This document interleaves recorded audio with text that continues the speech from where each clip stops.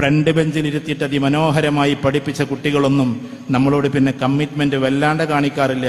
കാരണം അത്തരം കുട്ടികൾക്ക് സ്വാഭാവികമായിട്ടും തോന്നല് ഞാൻ സ്വന്തം പഠിച്ചതാണ്, ഞാൻ വലിയ മിടുക്കിയായിരുന്നു, ഞാൻ എല്ലാറ്റിലും A+ ആയിരുന്നു, അങ്ങനെയല്ല പറയാം, ഞാൻ അതായിരുന്നു, ഞാൻ ഇതായിരുന്നു എന്നാണ്. പക്ഷെ ബാക്ക് ബെഞ്ചിലിരിക്കുന്ന കുട്ടികൾ എല്ലാ സമയത്തും ടീച്ചേഴ്സിനെ കാണാൻ വരും, സാർ എന്ന് പറയും. ഞാൻ നിങ്ങളോട് ഇപ്പോൾ ഇവിടെ നിന്ന് പറയുന്നു, UK ഞാൻ പ്രോഗ്രാമിന് പോയിട്ടുണ്ട്.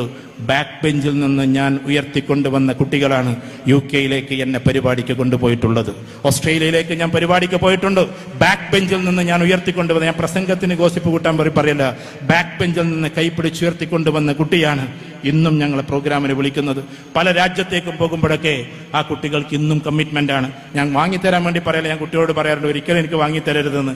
ഞാൻ ഒരിക്കലും മൊബൈൽ പൈസ കൊടുത്ത് വാങ്ങിക്കാറില്ല, വാച്ച് എന്ന് പറയുന്ന പൈസ കൊടുത്ത് വാങ്ങിക്കാറില്ല. എല്ലാം എൻ്റെ പിൻബെഞ്ചിലിരുന്ന കുട്ടികൾ എനിക്ക് കൊണ്ടുവന്നിരുന്നതാണ്. കാരണം അവരിന്ന് മുൻബെഞ്ചുകാരാണ്. ലോകത്തിന്റെ ഐതിഹാസികമായ രീതിയിൽ പോയവരുണ്ട്.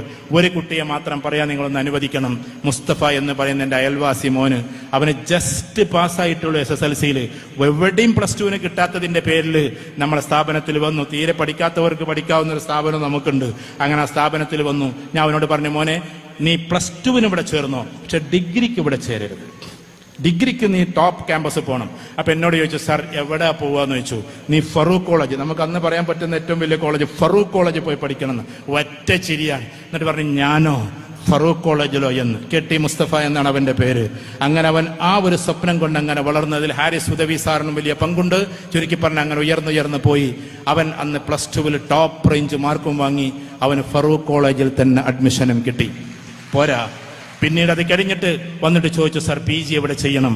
ഡിഗ്രി കഴിഞ്ഞിട്ട് ഉഗ്രമായ മാർക്ക് വാങ്ങിയപ്പോൾ ഞാൻ പറഞ്ഞു, നീ പോയിട്ട് എന്ത് ചെയ്യണം? ഞങ്ങൾ പറഞ്ഞു കൊടുത്തു, നീ സെൻട്രൽ യൂണിവേഴ്സിറ്റിയിൽ പോകണം. ഹൈദരാബാദ് സെൻട്രൽ യൂണിവേഴ്സിറ്റി 2500 ഏക്കറിൽ നിൽക്കുന്ന സ്ഥാപനമാണ്. അവിടെ പോകണം എന്ന് പറഞ്ഞപ്പോൾ അവൻ അവിടെ പോയി. അവിടുന്ന് PG കഴിഞ്ഞ് പിന്നെ PhD കഴിഞ്ഞ് ഡോക്ടർ KT മുസ്തഫ.